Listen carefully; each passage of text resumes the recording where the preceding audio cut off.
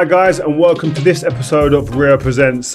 Listen, I'm Rio Ferdinand, I ain't got to tell you that. This is Joel Bayer, the man who's always here. And you know what? This week we've got one of my old teammates. You know what? One of my old roomies. We used to room together back in the day. I used to own the remote control. But Joel, I want you to read out this man's kind of rap sheet. I'm stats. genuinely excited for this one because when I first started watching football properly, you were that guy, the young teenager, man. Mr. Robbie Keane, member of the Premier League 100 club. 100 goals in the Premier League. There ain't many done that. He's done this. Obviously, we know the iconic celebration. You know what I mean? The gunshots. Oh my gosh.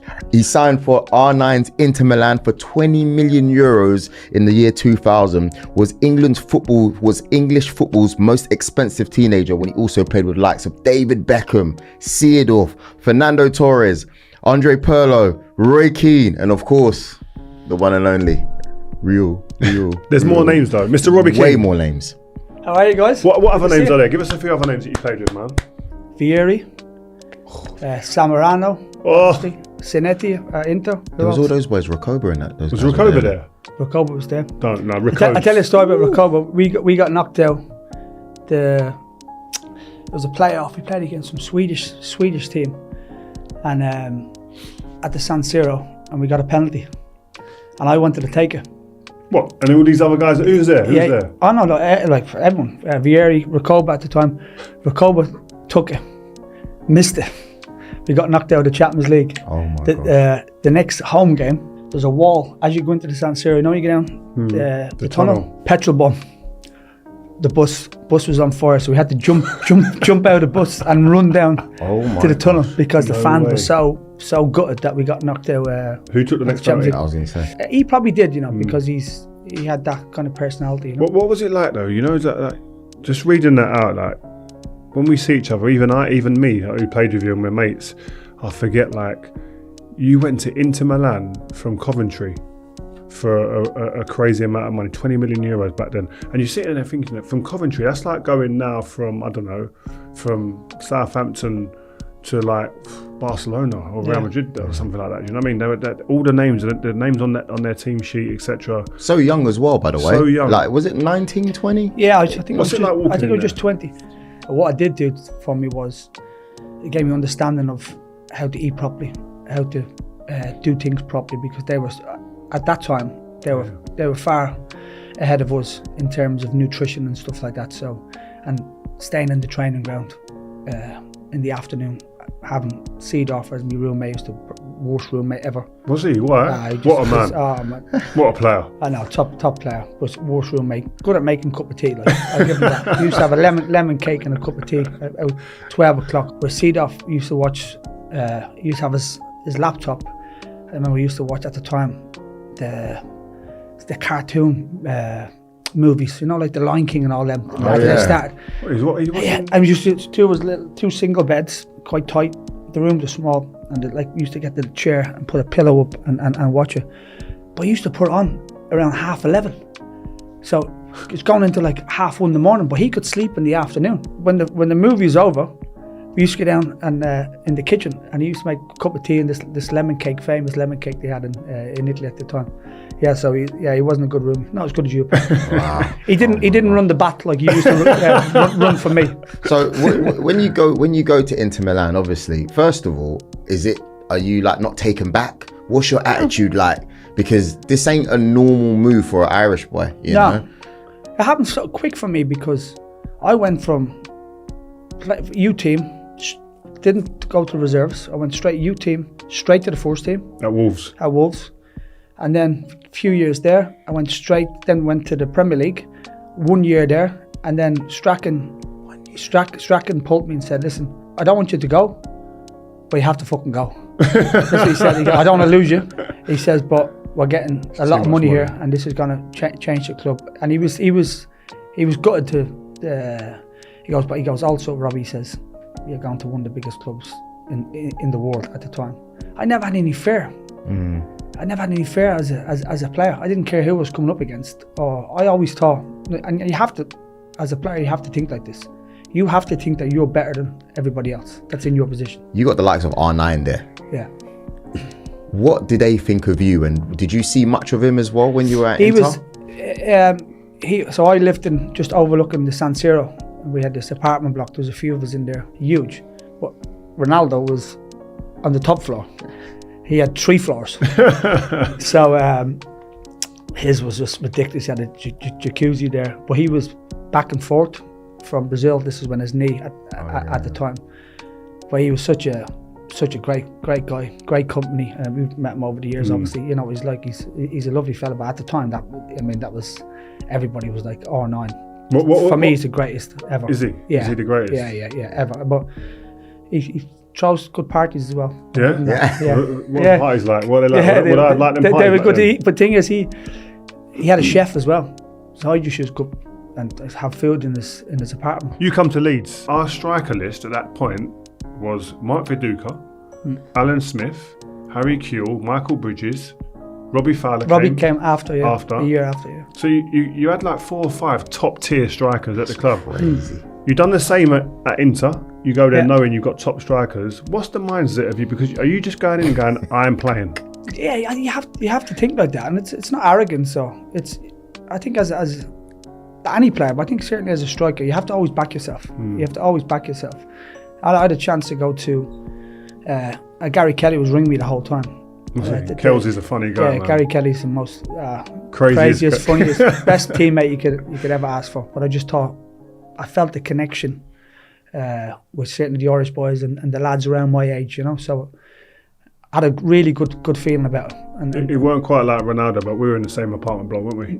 yeah, remember? Mavis, Mavis from Coronation Street. Yeah, Mavis. Do you remember Mavis from Combination? She's in our Google building. Mavis from Coronation Street. Oh, mate. She remember she brought us up for dinner. Yeah. One night. She invited. She heard we was in the building. We just moved in, started renting, and Mavis from Corrie knocked on, and we was like, "What the hell is going Honestly. on?" I always say a lot of Leeds fans, obviously, because I went to United. A lot Yeah. of Leeds fans just hate me and don't like me, which is fair enough because of the rivalry. I didn't actually quite understand it at the time, being a London lad, but I do now. But I always say, and Leeds fans when I meet them, they're always, I support Leeds and that, and I go, yeah, one of the most enjoyable times of my career. Like, and I weren't there long. It's the best dressing room that I've been involved in. I thought the atmosphere in the group was incredible, and that was brought by people like, you know, Gary Kelly, David Batty, Jason Wilcox, you know, senior players who are funny lads, weren't they? Jason Wilcox is now a serious guy at Man United with Ineos. He does the best Roy Hodgson impression ever. And Peter Shreves. Yeah, Peter Shreves. Yeah. But for me, it was the dressing room was just incredible. I mean, we would, after games, usually 2 or 3 lads would go out, wouldn't they? You know, have a go for a meal or wherever, have a drink. We had like 14, 16 lads at a time on a Sunday. We go to the Bingley Arms and have a few drinks, but the togetherness was just incredible. It's because, like you're saying, normally you'd go, like a couple of you who are tight would go out and go somewhere, not tell everyone, just go and do your own thing. That was normal in a lot of clubs. But like you're saying, 14 strong. All of us there on time. If he was late, shots ready. You got to do shots if you're late. Like, and then he'd be singing, get the little, what is it, the banjo or whatever Gary it was. Kelly. Do you remember going back to Gary Kelly? Sorry, when you first have to sign, we used to have it where you go out on a Sunday after you sign, and they'll be singing, everyone's drinking, and you just get up and have to sing. Like the initiation. In the pub, like initiation. Like, what did you sing? It would have been Westlife or Boys Own or something like that. It's a shock. But you remember, we had Gary Kelly. Gary Kelly, so the pub was, Gary Kelly lived on a hill, and the pub is literally 10-second walk from his house. So you come down, and he goes, lads, wait outside for me. Wait outside. So we were outside, I think me, you, Steve McPhail, Ian Hart, who's his nephew, by the way. And he comes down on a Honda 50, right? No word of a lie. We're standing outside. Honda 50 drives past us, and there's a bush. There's a bush there. He just jumps off. Hey lads, jumped off. Lets the Honda 50 straight through the bush. And just walked into the pub. What did he say to you? He didn't care. He wouldn't care. He don't care. Yeah, he had like a barn. You know, his house was like a horseshoe, and he had a barn with a fake horse in it. Remember the fake horse? Do you remember Robbie scored a hat-trick with the penny in his hand. Yeah. So we used to have this game. So the penny passed the penny around during the game, and the one who had it at the end would have to get a meal for everyone. Yeah, for the whole team. Take the lads out on a night out. But if someone gives you the penny and offers it to you, you can't refuse it. You have to. Apart from the goalkeeper, you couldn't get to the goalkeeper. So by the end of the game, whoever's got that penny at the final whistle goes is buying everyone food and drink on a night out. Robbie Fowler scored a hat-trick against Bolton with it in his hand. He wouldn't give it to anybody. He wouldn't give it to anyone. He just kept running around like that. But when you'd celebrating, I remember celebrating a couple of things, what a goal or whatever, and someone goes like that, then you go, oh, and everyone, the crowd looking at you as if to say like, what the fuck's going on? Crazy. And then we got the Robin Reline. Remember we bought the Robin? Oh, that was funny. We bought the Robin Reline, the little the freewheeler. The freewheeler from Only Fools and Horses. Yeah. So Jonathan Woodgate was at a garage in Middlesbrough, and he was getting petrol, and he seen this guy coming, this little three wheeler, and he goes, "Hey mate, can I buy that car off you?" So he goes, "Yeah, I'll give you whatever, 600 quid it was, I think, but I think he gave him 1,000. So on a Friday we'd have the worst trainer, and so Ian Hart, bless him, he got it, and he wasn't happy, was he? Raging. Right? When I say he was fuming, but Gary Kelly is his uncle. So Gary Kelly says, I'm going to tell Granny on you, as in his mother. If you don't, you have to, no, I'm not driving it. So he had to drive it the next day to the stadium. To the stadium. It's actually online. You can actually see the picture, honestly. So he used to drive a three-wheeler on the way to the game. All the fans there. Really? And I was waiting for him. Oh, it was so funny. You lot were like, we weren't serious. Outrageous. Yeah. If we were serious, we would have done some damage in the Premier League. You made like semi-finals of the Champions. You're saying you weren't serious? No, we were. I think that's why we were so good. Because we were bonded. Yeah. The bond between the players and everybody, I think at the time, the staff and the fans, you could feel it, you know. But even Champions League, you said Champions League semi-final. We're going away to Valencia. We've drawn the first leg 0-0. We're all sitting there going, they are shit. They're bang average. We're going to go there confident as you like, no fear. Even that much fearlessness that the night before, we all shaved our heads. I was right, I would have had a ball dead anyway. But everyone shaved their heads. Remember, go in the game when we get smashed 3-0. But it was just one of those like teams that you just like, we go anywhere, we're confident. It's fine. Look at the players we got. Do you know what I mean? And even when, one of the funny things about when we roomed together, I always tell everyone, I remember Robbie come in, we're rooming 2 single beds everywhere you go. You got 2 single beds in the room, sitting there. I remember I was laying down. We always used to have a little. Another thing, we used to always have a glass of. Used to get little bottles of red wine in the room in the minibar in the Malmaison. We used to stay at home games night before a game, and we'd always have a little bottle each. And a dairy milk together. Always, it was our thing. See, the thing is, but see this. Relaxing, wasn't it? Yeah, I was in Italy, and this is what people understand. When I first went to Italy, I couldn't believe it. Night before games and the day of a game, the evening game, there'd be bottles of red wine on the table. So you'd have Pirlo having a glass of red wine. He played with a bottle of red wine. They smoke as well, though. Yeah, a lot of them smoke. Lunchtime, have a glass of red wine, go to bed, and people think, I had Trapattoni as my manager. Always had a bottle of red wine on the table, and it was just completely normal. So when I came back, I thought, this is like, you have a glass of red wine. And then a lot of the players after games, you'd see them on the bus. Laurent Blanc, did you play with him? Yeah, great guy. Top man. Yeah, I think it was normal then back in them days in Italy. In England, not so much. No, I walked into the change room at United, half time. Fabian Barthez and Laurent Blanc. I was looking around. Where's my goalkeeper? Where's centre half? I said, Debate, where manager's doing the talk? They're in the toilet in the cubicle smoking. I was like, what? Gaffer's allowing this? And by the way, just any kids, don't do it. It's bad. Don't do that. Yeah, don't do that. But rooming. So we have a little bottle of red wine each, the little mini bar one, and a dairy milk every game at the Malmaison. And I remember one of the first times I was sitting and my eyes just started rolling to go to sleep. I turn around, look over, and this fella is stretching, no gear on the bed, stretching his hamstrings. Like he's on the bed, like up, legs up, stretching. Like that? Yeah, like that. Look. I can do that. I can't do that. I said, what are you doing? I said, whoa. Robbie. He said, no, it's what I do all the time. I always do. Every now and again, just bangs out a stretch. What? No clothes? Bro, it's mad. I had a habit. I pulled my hamstring when I was a kid, and I was about 14, And then I was out for 4 weeks or something. And then since then, I've always stretched. So constantly stretching. So I'd be anywhere. You should see me, just even like. Yeah, just bang out hamstring I stretches. was in like LA Galaxy, I was in the White House, so I'd be like this stretching. Barack Obama's about to come in, I'm just like stretching my hamstrings. But I think I was so flexible, so I because of that injury. Wow. You know what? I want to go back to the striker situation. Yeah, We've got the main man here. Like, you can't have 100 Premier League goals and not talk about strikers in the room. It's incredible. Not only the strikers you played with in your team, but in the Premier League, me and Rio were saying before the show, there's a shortage of strikers Number in nines. England and number 9s in general. Like, do you think there's a shortage? Yeah. And Why? yeah, I think the way the game is changing, because certainly with the systems now, 4-3-3. So if you imagine now, me and Berbatov playing together, you wouldn't see that now. You see Rooney, Tevez, Rooney, Berbatov, or you wouldn't see that. You wouldn't see that now.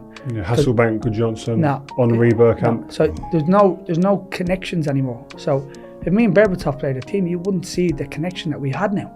What we had then, because only one of us is playing. So because now the wingers are kind of inverted strikers, really, but they're not really strikers. So you don't see that connection with the, like, as you said, with Bergkamp dropping off, Henri to running behind, me and Berbatov interchanging constantly. You just don't see it. I mean, the shortage of number 9s now. I was trying to think in the car on the way here. You know, when people say, like Man United, for example, people say, why is Man United or going to buy a number 9? Who's out there? The only the ones now is Haaland, Lewandowski, still proper number 9s, I would say. Apart from that, there's not many, is there? Guy Carrez at Sporting Lisbon. Yeah. There's a big drop off in terms of the elite strikers. Yeah. Like you say, like a Kane, Haaland, Kane, Lewandowski. Then underneath that, no disrespect to any of the number 9s around the world, the level from them it's to the not next the same, ones Rio. is It's really not the same. the depth as If well. you just look at the teams you played in Spurs, Inter, you're rolling out Christian Vieri as if it's we've hardly spoken about him. I remember, Crazy. you know, Sky Sports News used to always watch, and then remember on the side, Sky Sports News used to have the scorers, the top goal. I remember at one stage it was Henri, Van Nistelrooy, Yorkie or whatever, me, Andy Cole, Jermaine Defoe. Like you see this, you don't see that anymore. You know, you see, the midfielders maybe scoring now, but I don't even know who's the top 5, top 10 strikers at the moment. Well, I've got them here. Current Premier League strikers having good seasons: like Watkins, Welbeck, Haaland, Wood, Delap, Jackson. Like when you put them names against, no disrespect against the names you just mentioned there, it's incomparable. Really, it's crazy. I think I agree with you, the systems, because you used to get four strikers in most squads. Yeah. So, I mean, you signed for Spurs and you had Darren Bent, Pavlyuchenko, Russia's number 9, Berber, Jermaine Defoe. There's 5 there. Yeah. He's having to go up to try and win a golden ball, to win the golden boot.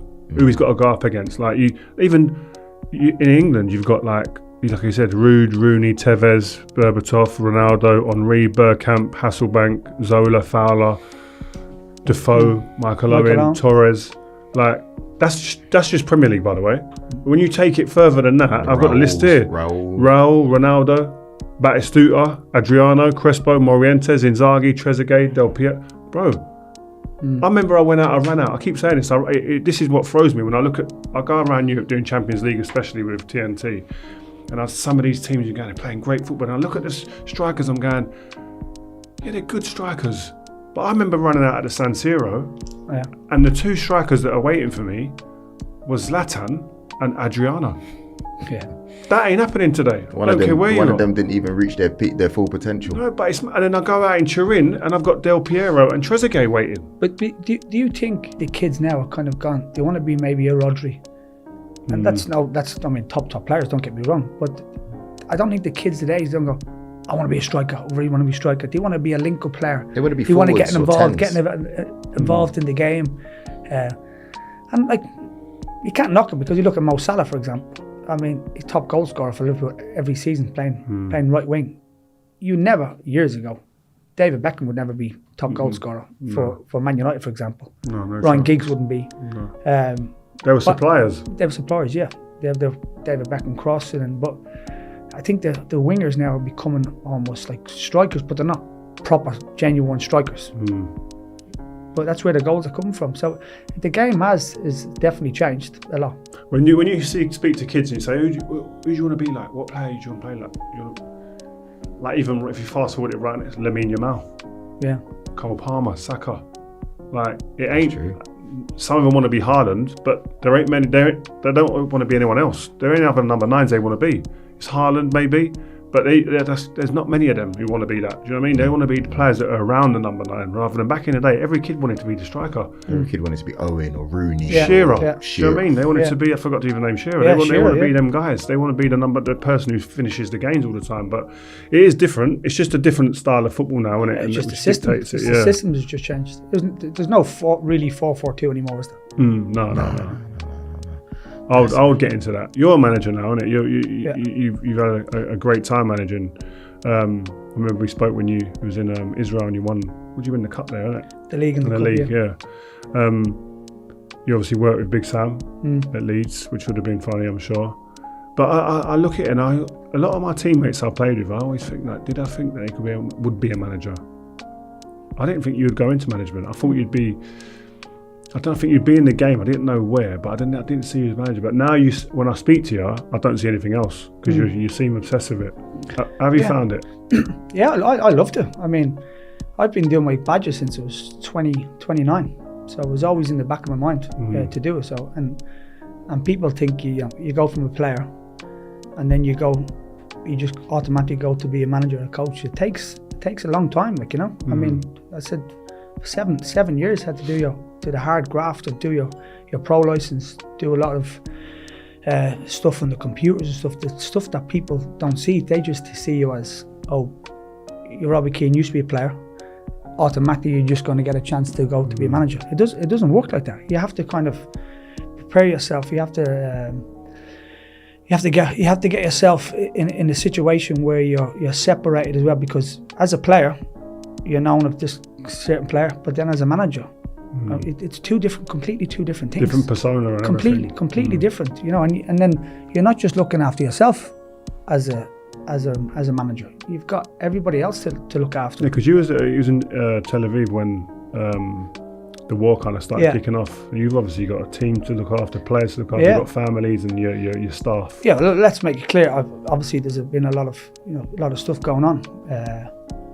I resigned at the end of the season from my post in Maccabi Tel Aviv. Yeah, but what people understand, when it did happen, obviously we left.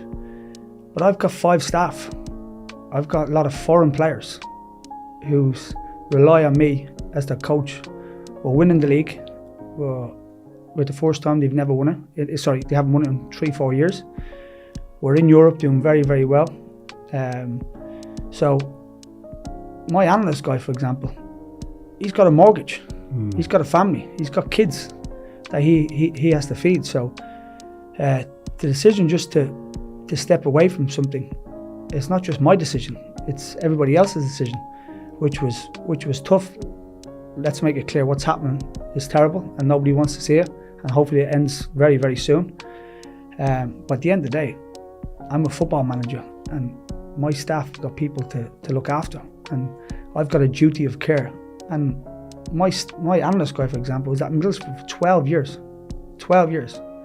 And for him to come with me, and then for me just to walk away from that and leave him and his family, because you can't just walk into a job. It's difficult to walk into a job straight away after leaving a post for 12 years. He's just one example. Then I've got other staff. So I've got players calling me, please don't leave, coach. Don't leave what you've done for this club, blah, blah, blah, whatever it may be. So I've made a decision to stay till the end of the season and walk away from a big contract, another year, possibly two more years. And we made that decision as a group and as a staff. But to go and win the league and to win the double, You know, nobody can ever take that away from me. Yeah, and I keep seeing your name pop up when jobs come up. Your name keeps coming up in the mix, so I'm looking forward to seeing you get in there and seeing you on the touchline. What club did you wear? Tracksuit or suit? No, but not really. Not a proper suit, not a suit and tie. What you got on basically? Yeah, kind of. Yeah, with maybe a suit jacket and stuff. Yeah, not a tracksuit. Nice. But no, I look forward to definitely getting back. And you know, I love coaching. I love helping young players. So we had a player last season called Dor Peretz. Great guy. In his whole career, he scored 9 goals. That was the highest he ever scored. Last year, he scored 19 goals for us. Oh wow! Now I'm not taking credit for that. Was as a staff, we helped him. We changed his game a little bit. But having that and seeing when you're working with someone on a daily basis, and then you see it come to a game, and you feel like you're helping somebody. I think my biggest strength is as a manager with people, also on the training pitch and helping developing people. Certainly, you know, young players. And we talked about strikers earlier on. Strikers like that's and attacking players. I love getting on the training pitch and helping them. I made a conscious decision to myself to always try to speak to the players, no matter what, whether they're playing or whether they're not playing. Because at the end of the day, if you're going to win stuff, you have to have a team. You have to have a squad of players, and some players weren't playing at times. So I learned to kind of, and I've learned this because I had some managers. It's something they wouldn't speak to you, and I never really understood that, because if you're not playing, that's fine, it's no problem, but explain why you're not playing. Get them in your office. I think you could do this. Benitez was one, for example. He would sometimes wouldn't speak to you. So I made a decision to constantly speak to the players and try and help them as much as I can, and you have to be honest with them. The reason why you're not playing. Yeah, the players can smell bullshit. I see Amarim the other day. He made a really nice interview where he was talking about how he's played in every single position. Yeah, I see that, yeah. And he said that the only 2 positions he hasn't played was in goal and as a striker. He goes, he knows what it's like to be a sub. I felt like he was indirectly talking to the players there to say, guys, it's not all going to be roses. No. So I think he's a man that talks to people. Yeah, I've read into that he's telling people that it's going to be different. The what you've been used to in terms of like the detail and position specifics for individual players is not going to be as kind of straightforward as it's been before. I'm going to make demands on players that's going to be different to what you've known, but buy into it because I did as a player. And he's shown he can bring success. You know what I mean? He brought success to a club that was starving of success at Sporting Lisbon. 2 bigger clubs in Porto and Benfica that were winning everything, dominating, and he changed the whole club round. So he's shown credentials, yes, in a different league and a league not as powerful as the Premier League, but he's shown he can do that. So I think, listen, this guy, as we spoke about before, he's got Twitter pages waiting on edge, waiting for his press conferences, because he always delivers a line. And he seems to have delivered something there, but I think more importantly for his players. And I'm looking forward to how he sets the team up. Is he going to make, because the way his team played at Sporting is very, very different to the way Man United have been setting up in the last however years.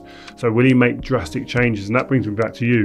What was the principles of a Robbie Keane team? The way I played was play from the back as much as you can, but don't be stupid. Well, I see a lot of managers now where and I've seen coaches, and especially centre halves. And I told me centre halves, if I did it a few times last year, if you keep passing to each other, I'm going to take you off. Because they pass to each other just for the sake of passing it to get, and some managers do it now, I know that, where they can get their stats up so it looks like, so dominant. Pass with a purpose. I used to always say to defenders, if you see the 6 or you see the 8 free, straight away pass them. I don't care if we're 1-0 up, 2-0 up, 0-0, you do it as quickly as possible. Where honestly, I said to one, it was a Spanish lad, if you keep passing to each other, you won't play next week. I'm going to take you off because it's no purpose to it. I don't care whether I've got 65% possession or 55. As long as you're doing it on the purpose of getting the ball through the lines quickly and getting up to the pitch as quickly as possible. Did you hate stats as a manager? What about as a player? What was you like as a player in terms of stats, backing yourself up for goals and assists and stuff? I was at LA Galaxy, and I used to get the stats on a Monday. And Landon Donovan, who's a top player, by the way, and we were very successful together. But we lost the game against I can't remember who it was against, Kansas City, I think. comes in the Monday, and the first thing he looked at was the stats, see how much he ran, if he got the highest. And I'd see people running in games just for the sake of running to get the stats up. And I got, so he went in. So I went to the manager, Bruce Arena. I said, see these stats, you have to stop putting these stats up. You've got guys coming in celebrating. I said, we just lost the game on the weekend. What, are we here to win games, or are we here to celebrate our stats? Because if you want to get runner, go and get Usain Bolt. Or go and get Mo Farah if you want to run. But I'm here to win games. I'm not here for people to run. I used to see players on the pitch run around, no word of a lie, run just for the sake of run to get the stats up. So I stopped it. And to be fair to Bruce Arena, he stopped it. And because people going, what's his stats? Comparing to each other. And I go, my stat is, I scored a hat-trick the weekend and I got an assist. There's your stat. What did you run? 8K. Yes, you run for your team, of course you do. But you don't run just for the sake of running. There's a structure to how you run. You look at Messi. What does Messi do in the game? He strolls around. 8K probably? If that. Right? So, but, no, he's on a different level. I'm not comparing, but you don't have to run. We had a striker, Iran Sahavi. He was 37. He scored 39 goals for me last year. And he was the same. He was a bit like Landon Donovan, obsessed with stats. And maybe the previous manager before that wanted him to run around like a lunatic. So I said to him, you're 37 years of age. Do not move outside that box.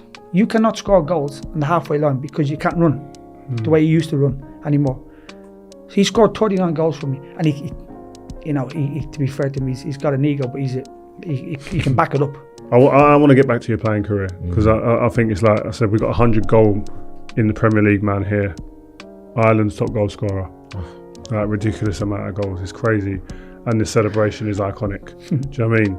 But you made some great moves, and obviously you signed for Spurs twice and signed for Liverpool. But what was your time like? You got good memories at Spurs? Yeah, of course. I always loved the stadium. I felt comfortable straight away. Like Glenn Hoddle, it was a genius in terms of my kind of player, the way I like to play. He let me express myself, gave me freedom, and then going to learn off Teddy Sheringham. I learned a lot from Teddy Sheringham in 1 year. A lot about him with you. Teddy was a bad player. A lot, exactly. All in the mind. Man. And this we're talking about running earlier. I used to, because I was lively and sharp, I used to run around like a lot, but wasted energy. Teddy Sheringham said to me, and I'll never forget it. He goes, "Why you run so much? Sometimes just stand still. Everybody else moves." And then I just thought about it after, and then I watched him, and I'm playing with him, and I'm looking at him because he was a 10, Teddy, and I was similar a little bit. So I had to go high and see Teddy, and I just watch him, and I'd see him just standing still, and everyone is just, it's like slow motion. Everyone's running around, but he was 36 at the time, always free, would always get on the ball, and so I'm watching him. Now I understand what he means. So then I picked that up. That's what I'm talking about, running. You don't need to run around like a lunatic. Everybody's always moving around you.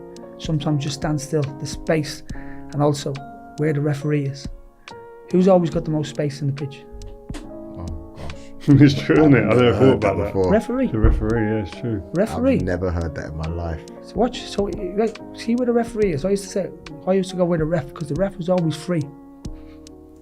And players never think that. So last year I would say to players, especially the number 8s, I'd say, look where the ref is. Go where the ref is. When you see the ref on your side, go close to them, because that's where you'll be free most. That's nuts, isn't it? Nine-a-side is going to be crazy this week. You're going to be signing with You a think ref. you're going to get a referee? Hey, You're going to sign a referee? Nine-a-side is going to be crazy. Who's been your best partner? Berbatov. Is it? Yeah. That was quick. You said that with no hesitation. Yeah. Why? I mean, I was so... everybody... Did he talk to you? No, he didn't. He talks a lot now. Honestly. He's not stopping Instagram. We're close to him. Like, Berbatov was just there. He came in with his suit jacket, his knife and fork, plastic knife and fork. Oh my gosh, you said that. Told you. Yeah, hygiene, mate. Hygiene, massive. Night before, he always came with a suit jacket. I think then he started to calm down a little bit. Always like tight. Always looked really smart. Fitted jeans. He always looked $1 million, to be fair, didn't he? But I just knew in the week, I was like, because we didn't really know him too much. He came from Leverkusen, and we already had myself, Defoe. I think it was Benty there. I came after. I think Benty was there. And the first week in training, I've seen a couple of things. It was a bit like Luka Modric as well. I'll get to him in a second. But the first week, I could just see me and him could play together. Why? How? Because you know what? Because he wants to drop off. Yeah. You, a part of your game is dropping off. Yeah. Everyone would have gone, normally we need two opposites. One that goes long, one that drops. Gone from Teddy Sheringham. Yeah. Me and Teddy Could play, yeah. probably wouldn't think we could do it together. But me, I had to be the high guy when Teddy, because he'd drop off. But then Teddy would go behind, then I'd drop short. So me and Berber, we just had that understanding. Soon as he went, I came. And that's why we were so difficult for defenders to play against us, because he didn't know whether I was coming or he was going. And the thing is with me and Berber, we weren't selfish for each other. I would get more of a buzz assisting him and him scoring and vice versa.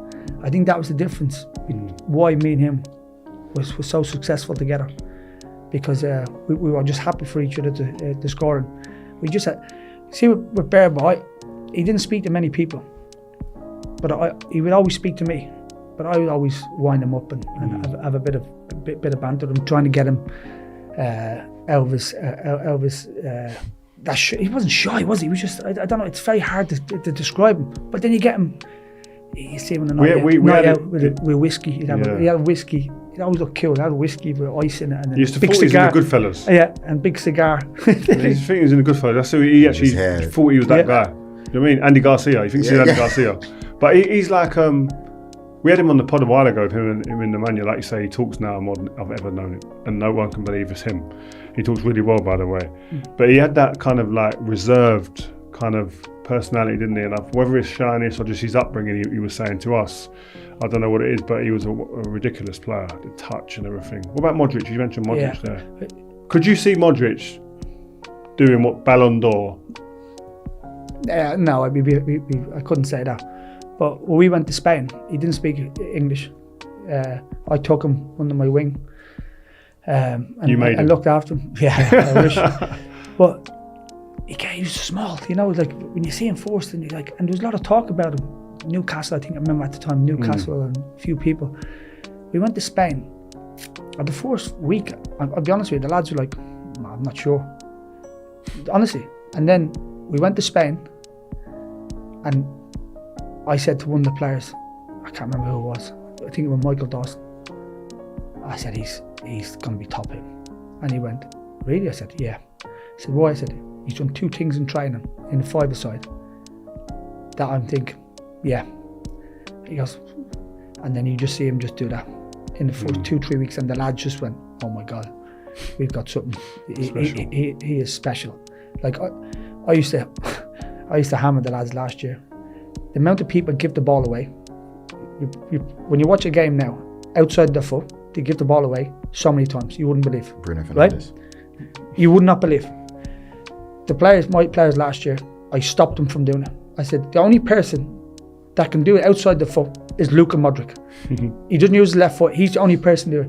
You're not Luka Modric. Don't outside of your foot, because you keep giving the ball away. Imagine the manager telling you that. No, I've told him. I said, honestly, and he's the one outside of his foot. It was just like ridiculous, absolutely ridiculous. Just the stuff he did in training, and then you could just see him grown as well. He was quite shy, you know. And then, but once you got on the pitch, you see this personality. Like I'm the man. Give me the ball. I'll make things happen. You was it? And this is just me speaking. No one's ever said this. Was it difficult when you're playing against Jermaine Defoe because you both want goals all the time? Was it like competitive? Like it wasn't. I was never. You know Jermaine. Jermaine's just a goal scorer, isn't he? He just loves scoring goals. He'll nick anyone's goal. Yeah, he was like Jermaine. I mean, if you went through one-on-one, and if you're there tapping, Jermaine shooting. But like that. But that's what made him. What would you? Would you hate playing against me and Jermaine? Oh, 100%. Yeah. Because of the movement. Yeah. I don't think I ever played against two players that wanted to do opposite movement as part of their game. JD would do it as well. Not as good as him, but they would do opposite movement.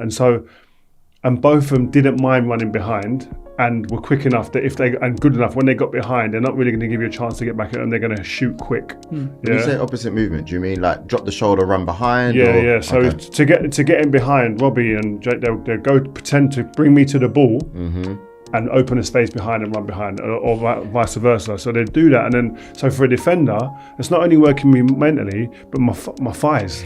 My legs, and you do that for 60, 70, 80, 90 minutes, you are knackered. And because these boys keep you on, your concentration has to be spot on. We might keep a clean sheet or win the game, but I know it's been a tough game mentally and physically. Yeah. Yourself and Jermaine, like Jermaine was quicker than me. I was probably sharper over 5-10 yards, but Jermaine was proper sharp. As Rio said, with players like me and Jermaine, you always have to be watching because I used to always say to the strikers, even now, always start behind the defenders. I used to do it to defenders, Rio and stuff, stay behind them, and they're constantly like this, looking over the shoulders. Yeah, killer. So then as soon as the ball will come, I don't see the understanding now between midfielders now and strikers. I used to always say, so Michael Carrick or whoever it may be, next one in behind. So talk about it. So like I don't really see that anymore. So I would say, Gary, no matter what, next one I'm going to come short, 2 yards, I'm going to spin him behind. So you play it, and if I don't do it, it's my fault. I don't see that really communication anymore. And even a striker starting behind the defender, because Rio, he's marking me, and he's constantly looking like that. As soon as he looks that way, I'm gone that way, running, and then coming, and I was never offside, never usually offside. Start behind, because defenders hate spinning. And also as well, for me, against players like him, he could score every type of goal really, other than like a back post header, right? But he'd want to get across you in the box. He could anything that pops around. He could smell chances in and around the 6-yard box as well. But he could also bend one in from 25 yards. So I couldn't stand off him too much, and I couldn't get too close. So he's always asking the question about where are you going to be? Are you going to be close enough to me to affect my game? Hard, difficult. Yeah, but you and Vidic, I would say, I've mentioned this many times before. You and Vidic was the hardest to play against. Wow. Because Vidic was just like, I mean, he would put his head through the back of you, and then Rio was more calm and kind of cool. He never dive in. He never done that many yellow cards or red cards. No.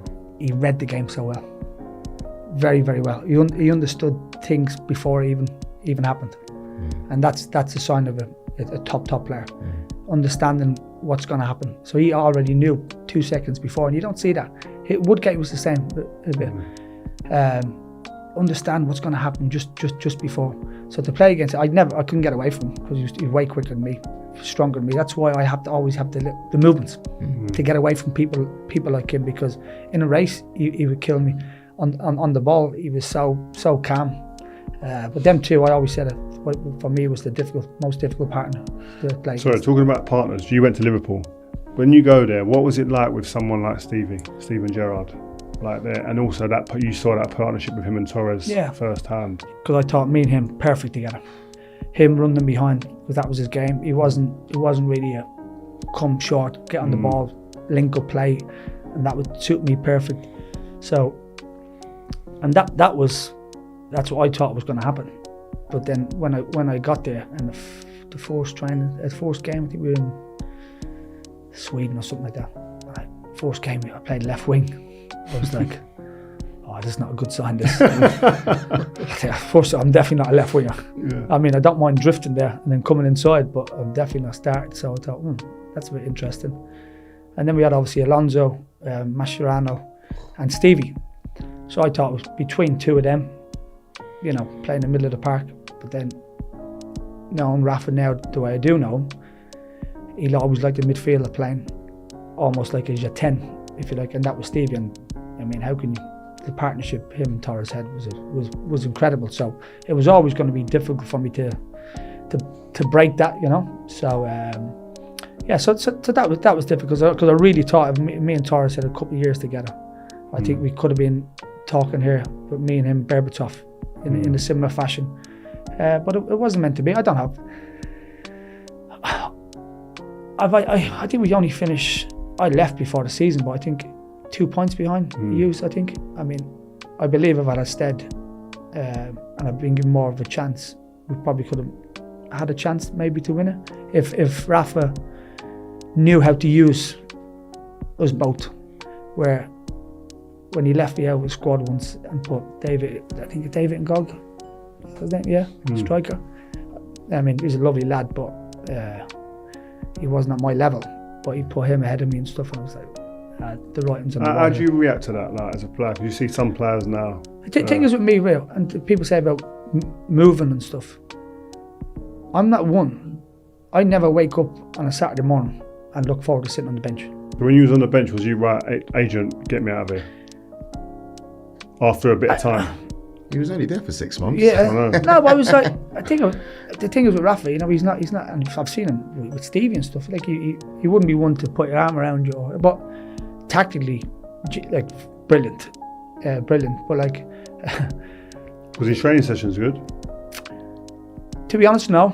The more, because I know you, that's a big thing for you, isn't it? Training. Me, it's big. Yeah, especially I think for strikers as well. You have to feel sharp. And I'm now being a manager, you have to. You want to feel like the players have done something and worked, and you can do that in different ways. Yes, you need your tactical stuff, but Rafa was more tactical. Didn't let you do much finishing. Sorry, wait, what? No finishing sessions after you had to almost like beg him for Imagine that as a striker. Yeah, for shooting sessions. So it's just that his way. Every manager has a different way, and I'm not here slagging him off because I actually, you know, I've met him many times after him.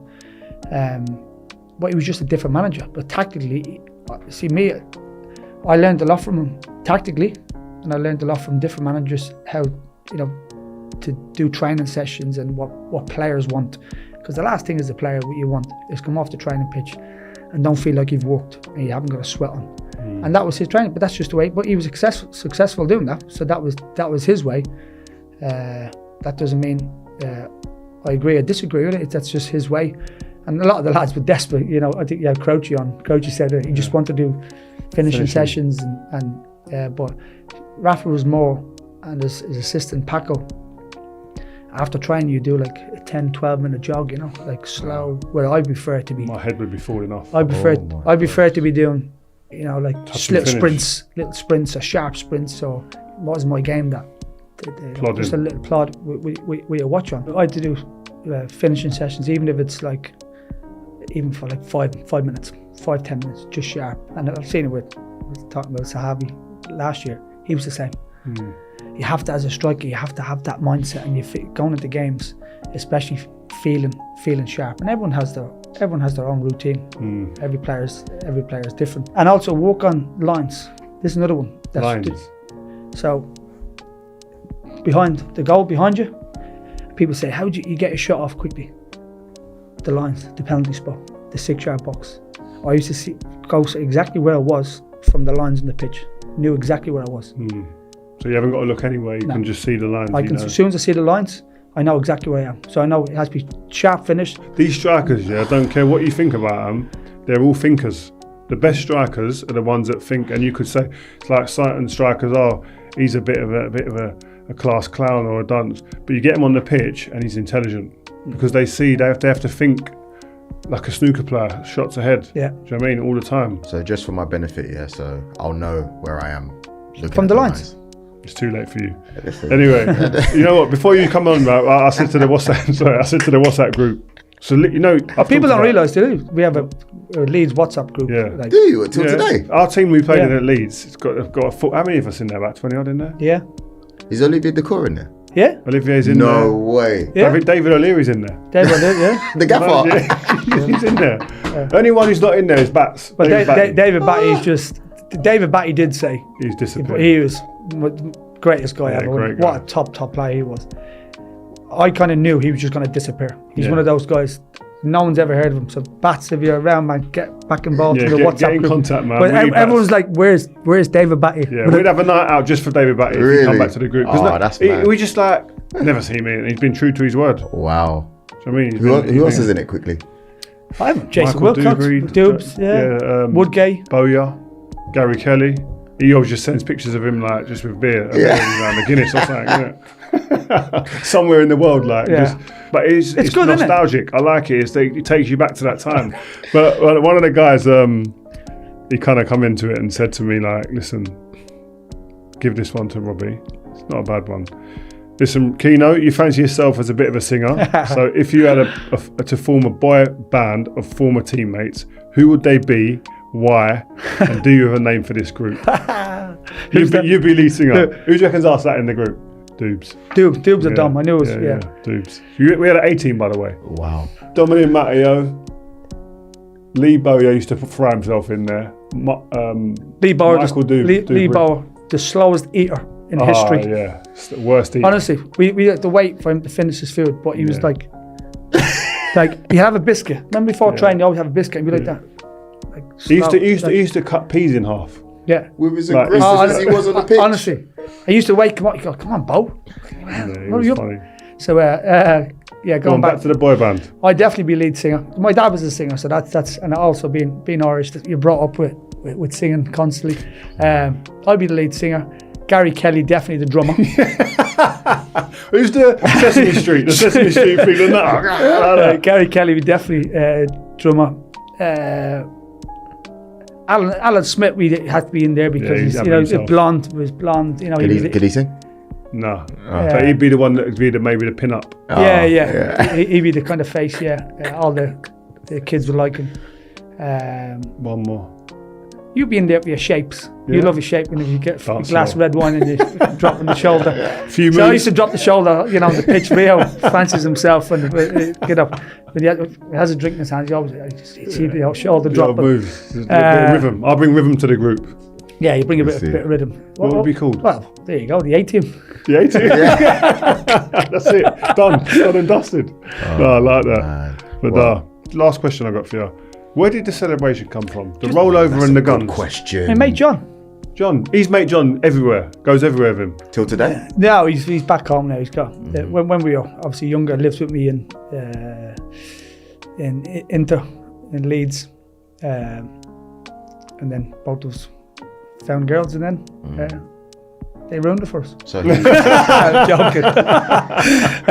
No, he was a great guy. No, we were kids, just messing on the street. how young? 4 or 5, playing the street, went to school, and he said, and we used to play against different roads, and I just messing one day, I just scored and just did a cartwheel, and he says to me, if you make it as a football player, you have to do that. Oh, sick. So that's where it came from, and then obviously I extended it a little bit with the roll and the gun, but it's mad because it's iconic, but I used to hate watching it. Did you? Yeah. I know other people probably I didn't. So before, on a Monday, you used to watch back the videos of the game, and we scored, and it always finished with me scoring, whoever scored, winning goal or whatever. I used to go into analyst guy before. I said, take my celebration now, just the goal, and just cut it. Mate, just so you know, we did that in the playground. Like, that was like, I wasn't even a striker, but when I did score, that's one of the ones I would do. Like, playground. What's the most iconic Premier It's up League, there, most iconic Premier League Celebration. You got Shearer's is a classic, innit? Let's be Yeah, honest with you. saw It's that boring. most. You saw that most. But yeah, it's Boring. it's a classic. I think yours is definitely up there. Ketspire. Remember Ketspire? Oh, the Superman. The one who smashed up the boards. Remember when he scored? Kicking the boards. I like that one. You had the robot. Crouchy. The Rooney one was good when he punched and knocked himself out. Yeah. But I mean that was just a one-off. Regular one. Crouchy robot. That was was in a for a one-off minute. as well, yeah. That went a one-off for a Did you do that, moment. did he? Yeah, for a moment. He had a period. Like Haaland, to be fair, just what's the Yeah, when he sits down and does let's that. do something, because see, No, people- VAR's killed it. I ain't celebrating because of VAR. That's true. Because it's embarrassing. Going back to VAR, speaking about VAR, when I was when you're a manager, first thing I did was constantly scored. I'd look at Alan's guy. Because you don't know, because it could be the third phase before that or something, as a handball, a midfielder just nicked it. Something happened to us a few times last year, and you just go, you imagine me playing now, scoring, doing the cartwheel, right? Guns out. And then Farr comes in, takes away to go, look like a fucking idiot. Yeah, everyone's going like laughing at you. Yeah, do you know what I mean? So I wouldn't, so I agree with you, it's kind of ruining the celebrations a little bit. Get rid of VAR, is what Robbie Keane saying. Well, listen, man, thank you so much. Love it. Love to see you, man. Pleasure, guys. Thanks for having me. Top man. Childhood hero. Thank you, Robbie. Pleasure. Thanks, man.